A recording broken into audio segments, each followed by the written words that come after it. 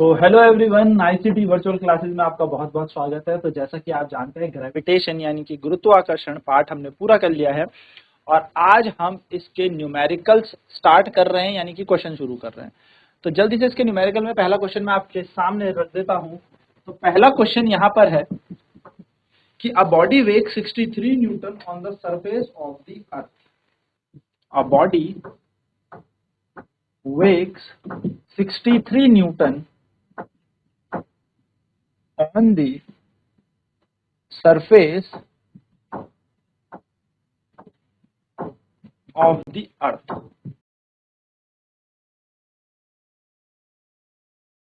What is the gravitational force on it?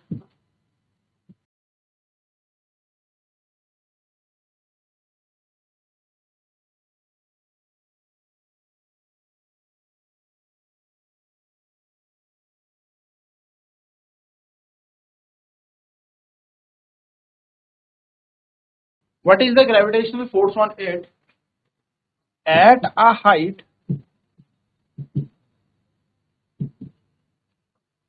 equal to half of its radius?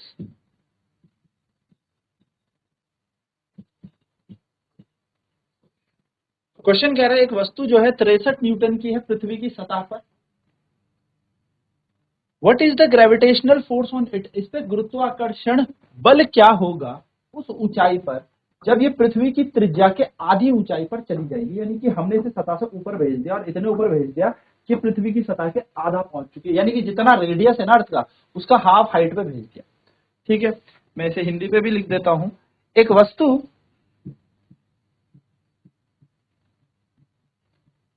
पृथ्वी की सतह पर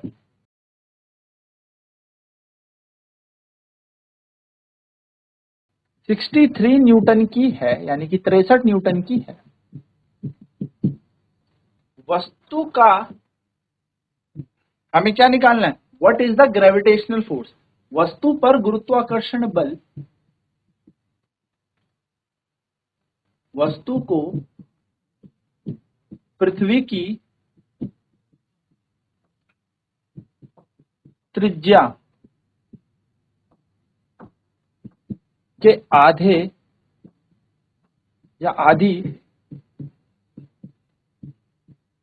ऊंचाई पर भेजने या आधी ऊंचाई पर, वस्तु को पृथ्वी की त्रिज्या की आधी ऊंचाई पर कितना गुरुत्वाकर्षण बल लगेगा?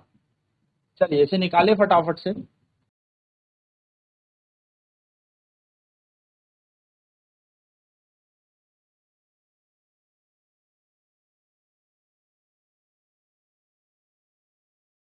जल्दी से इसे सॉल्व करेंगे इस क्वेश्चन। चलिए जल्दी से लिखेंगे, सॉल्व करेंगे इस क्वेश्चन। चलिए क्वेश्चन करते हैं। तो क्वेश्चन जरा ध्यान से करेंगे। जब वस्तु पृथ्वी की सतह पे है, यहां पर है, तो इसका वेट है 63 न्यूटन। आपको नोट पॉइंट में बता दूं कि वेट को ही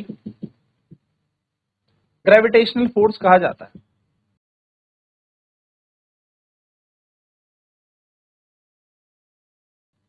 The weight is also known as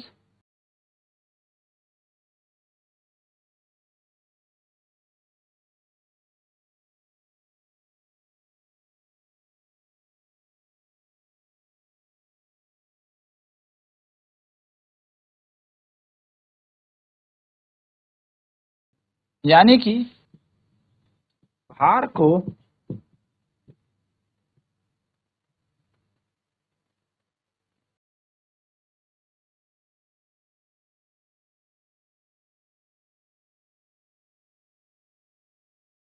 यानी आपको इससे पृथ्वी की सतह, माना पृथ्वी की त्रिज्या आ रही है, तो यह है आप r/2 ऊंचाई पर हो, आप आधी ऊंचाई पे हो। आपको यहाँ का वेट निकालना है, इस पॉइंट का वेट आपको ज्ञात करना है, इस पॉइंट पे आपको वजन ज्ञात करना है। चलिए जल्दी से इसे नोट करें, फिर आगे बढ़ते हैं। तो हमें पता है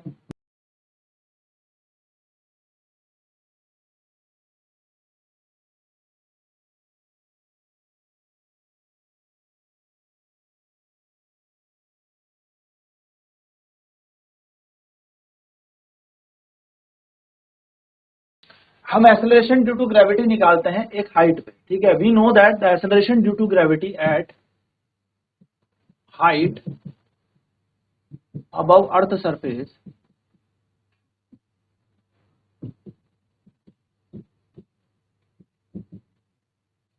हमें पता है जो एक्सेलरेशन ड्यू टू ग्रेविटी यानी कि जो गुरुत्वाकर्षण त्वरण है किसी ऊंचाई पर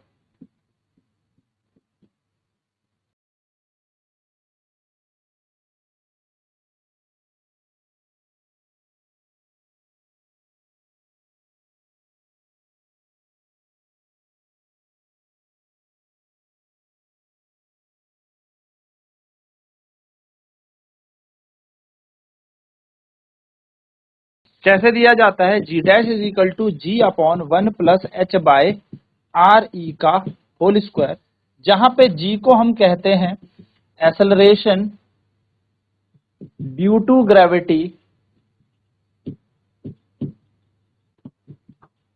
ऑन अर्थ सरफेस, यानी कि पृथ्वी की सतह पर जी का मान है ये, ठीक है, पृथ्वी की सतह पर गुरुत्वाकर्षण।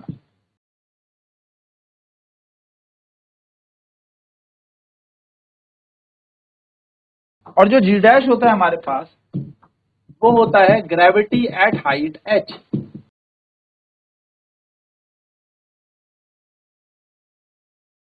यानी कि एच ऊंचाई पर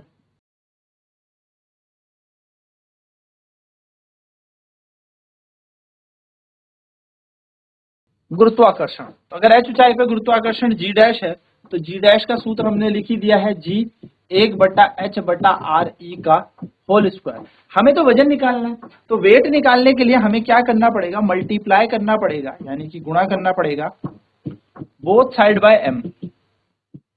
m से गुणा करने पर, m वस्तु का द्रव्यमान, m से गुणा करने पर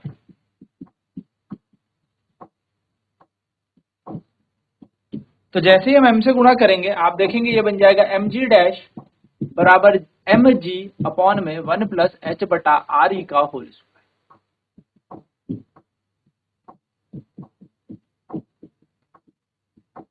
ये बन जाएगा हमारा।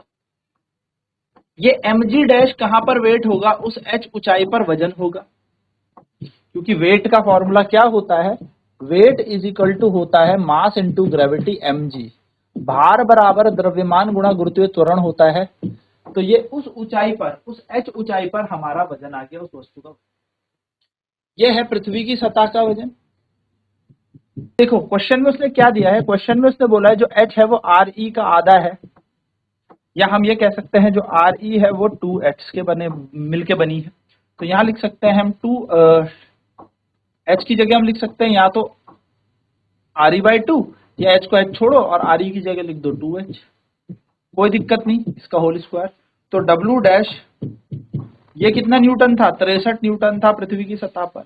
ये बनेगा 1 प्लस 1/2 को सॉल्व करेंगे तो 2 एकम 2, 2 और 1 कितना हो जाएगा 3/2 का होल स्क्वायर।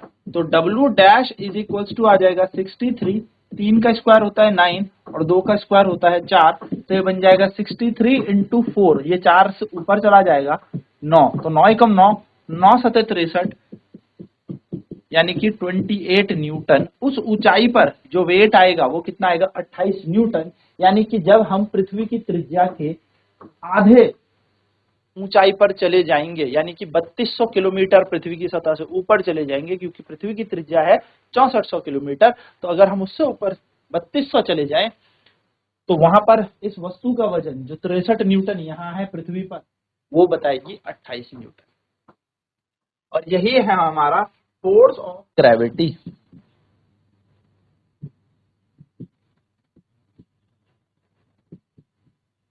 इसी को हम कहते हैं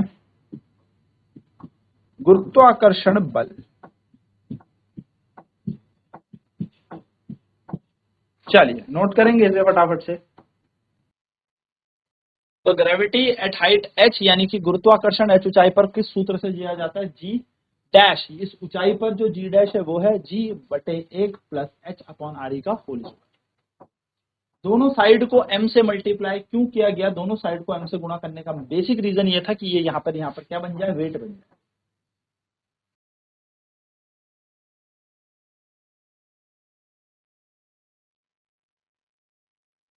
तो जैसे ही हमने m को गुणा कर दिया तो ये बन गया mg dash, mg 1 plus h upon r का होल स्क्वायर। mg का मान वेट होता है, आपको पता ही है, वेट बराबर mg। तो g डैश है तो w डैश मान लिया, ये उस ऊंचाई पर, यानी कि जब हम ऊपर गए होंगे पृथ्वी की सतह से तो उस ऊंचाई पर जो वजन आया वो है w डैश, और w है हमारा पृथ्वी की सतह पर वजन। हमने इसे सॉल्व किया इस तरीके से। h का मान हमने re/2 क्यों लगाया, क्योंकि क्वेश्चन में कहा है आप कितने ऊपर गए हो, पृथ्वी की त्रिज्या के आधा दूरी बराबर ऊपर गए, यानी कि आप गए हो रेडियस ऑफ अर्थ के हाफ हाइट पर। चलिए जल्दी करेंगे सॉल्व।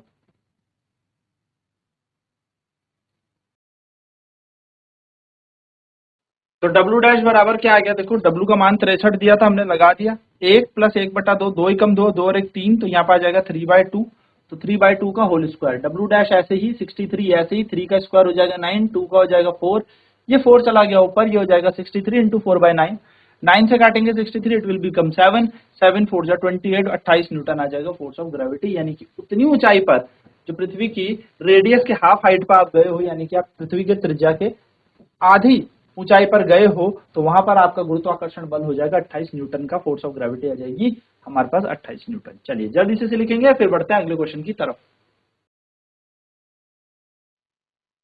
चलिए अगले क्वेश्चन की तरफ बढ़ते हैं। अगला क्वेश्चन क्या कह रहा है, अगला क्वेश्चन हमें कह रहा है an astronaut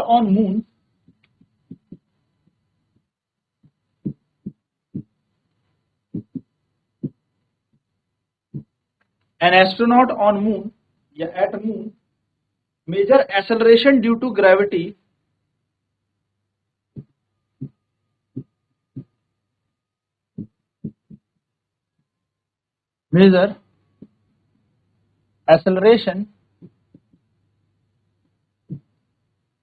due to gravity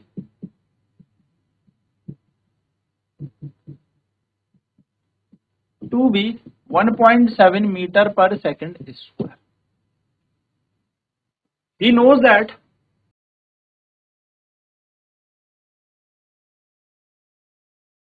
the radius of the moon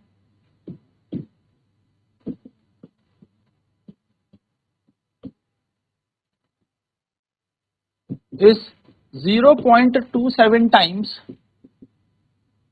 the radius of earth.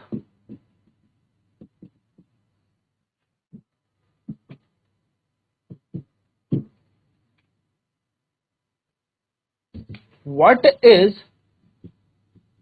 his estimation in the ratio of mass of earth to the mass of moon?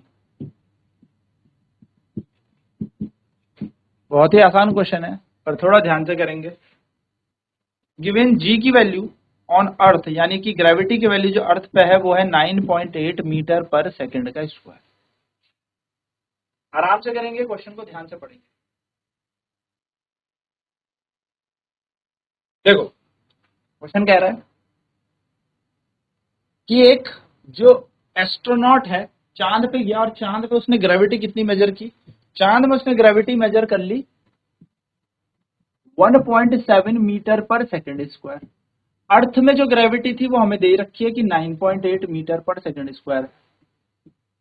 उसने बोला उसे ये भी पता है कि जो चांद का त्रिज्या है, रेडियस ऑफ मून है, वो 0.27 टाइम्स है रेडियस ऑफ अर्थ के, यानी कि जितनी भी पृथ्वी की त्रिज्या है उसका 0.27 करने पर हमें क्या मिल जाएगी, चांद की त्रिज्या मिल जाएगी, है ना। हमसे पूछा है कि mass of earth upon mass of moon, इन दोनों का रेशियो क्या होगा, अनुपात क्या। गिवन डाटा हमारे पास है, जल्दी से निकालें। कुछ भी नहीं करना सर, जी का फॉर्मूला होता है GM/R का स्क्वायर। तो अगर ये मून है तो मून के लिए बन जाएगा GMM, M मतलब मास ऑफ मून, चंद्रमा का द्रव्यमान। यहाँ पे आ जाएगा चंद्रमा की त्रिज्या का स्क्वायर। और अगर ये अर्थ होता तो अर्थ के लिए फॉर्मूला बन जाता GME/RE का होल स्क्वायर। क्या कर देंगे, सेकंड इक्वेशन को डिवाइड कर देते हैं फर्स्ट इक्वेशन से, तो यहाँ आ जाएगा GE/GM, यहाँ बन जाएगा GME/RE का स्क्वायर, यहाँ आ जाएगा GMM/RM का स्क्वायर। सिंपल। अब क्या किया जाए सर, इसको ऐसे छोड़ दो, इसका मान पता है, इसका मान भी दे रखा है, इसका मान नहीं पता तो रहने दो, इसका मान भी ऐसे छोड़ दो, RM का स्क्वायर चला जाएगा ऊपर और नीचे आ जाएगा GMM, G से G उड़ गया, हमारे पास वैल्यू आ गई 9.8/1.7 बराबर ME/MM। इतना तो आ गया, यहाँ पे आ जाएगा RM का स्क्वायर अपॉन RE का स्क्वायर। अब इस क्वेश्चन में हमें क्या दिया है, इस क्वेश्चन में हमें कितनी प्यारी चीज दे रखी है कि RM बराबर 0.27 RE, तो हम RM की जगह लगा देते हैं, तो 9.8/1.7 ME/MM इंटू यहाँ पे आएगा 0.27 RE का होल स्क्वायर अपॉन RE का होल स्क्वायर।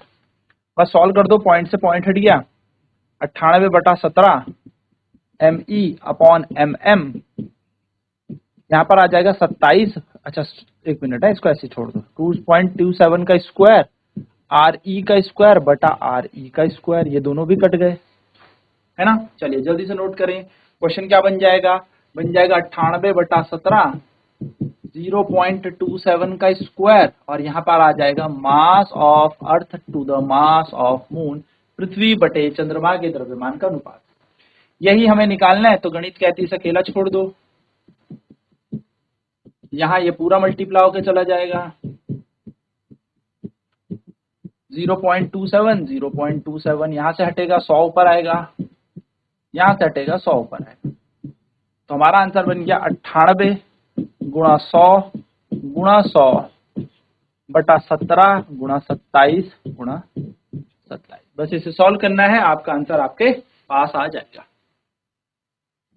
तो इस पूरे मान को सॉल्व करके आपका आंसर आ जाएगा 79, यानी कि mass of earth is 79 times of mass of moon. पृथ्वी का जो द्रव्यमान है वो लगभग 80 गुना ज्यादा है किससे, चंद्रमा से। ज्यादा भारी भी नहीं, 88 गुना था।